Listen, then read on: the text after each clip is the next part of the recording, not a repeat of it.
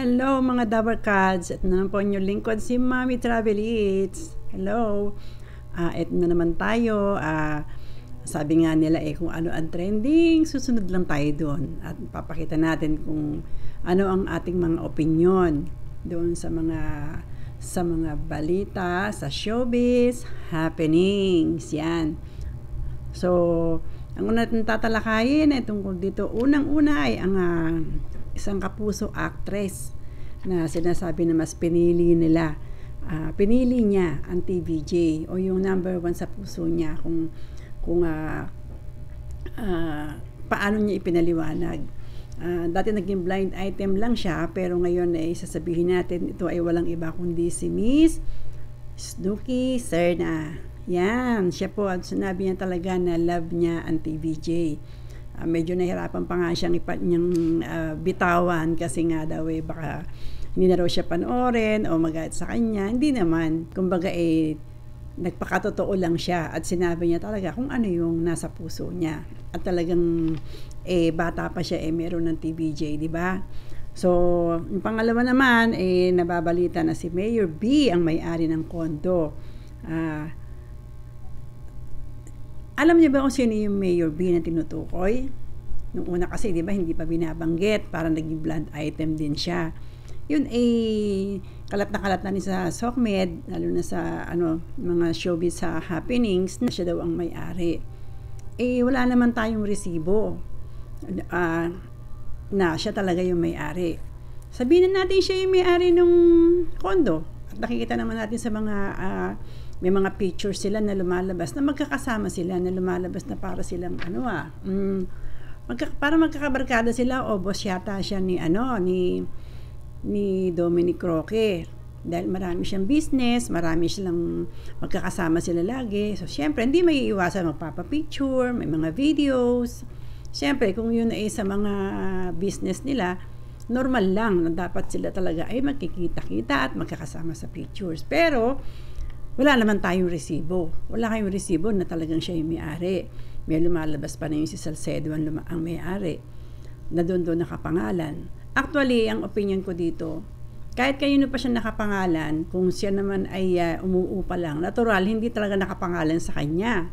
Lumalabas na nag-rent siya or nag-aahente siya. Yun ang tingin ko kasi nung una, pinakita niya pa lahat, may mga videos, lahat, pictures.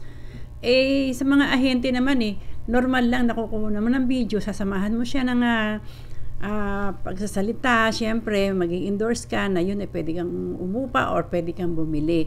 Ganun talaga yun, part of the business yun. Pero hindi kayo pwede magsabi na meron siyang bading na pinahiram sa kanya ng isang politiko.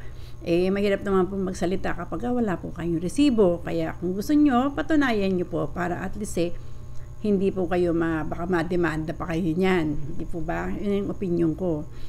Meron pa rito na lumabas na kailangan ba na ikwento ni Dom kung ano ang kanyang hanap buhay.